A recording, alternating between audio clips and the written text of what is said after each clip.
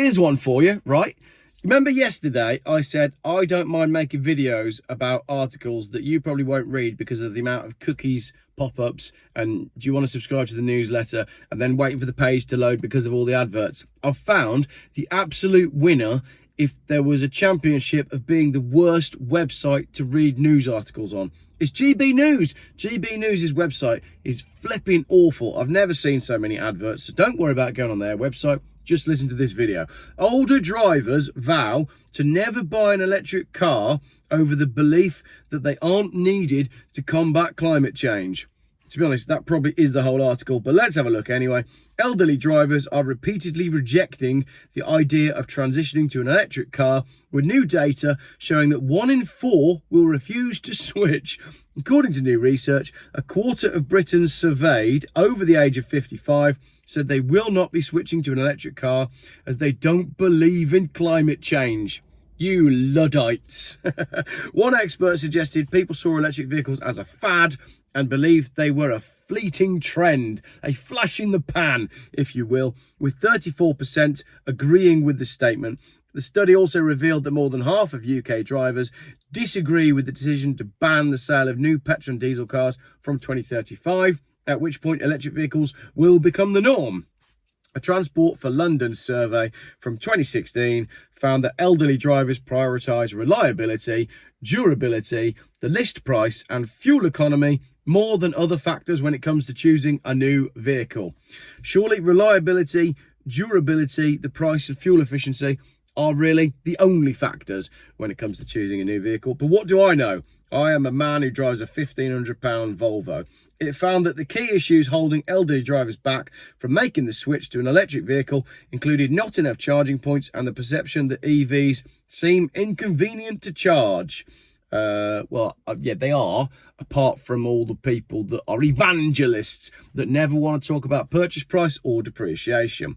While there are tens of thousands more chargers around London and the rest of the country now when compared to 2016, we're all skint and the economy is in a nosedive. No, it doesn't say that. It says many drivers are still hesitant about making the switch because of charging issues. Experts are optimistic that the UK will see more than 300,000 electric car chargers. Who's paying for that? Installed before the end of the decade, meeting the government's target slightly early.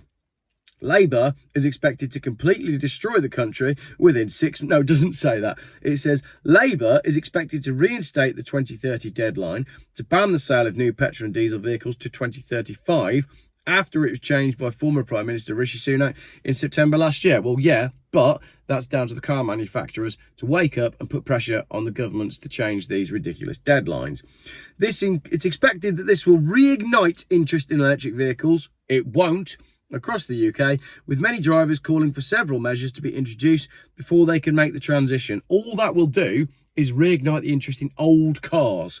Facebook Marketplace and Auto Trader will be very busy. This includes greater support for motorists who want to switch through incentive schemes, taxpayer funded, to cut costs, and larger grants for home EV chargers, taxpayer funded, to ease battery range fears. According to data from the Society of Motor Manufacturers and Traders, the SMMT, more than 34,000 battery vehicles were registered in the UK in June, enough for a market share worth 19%.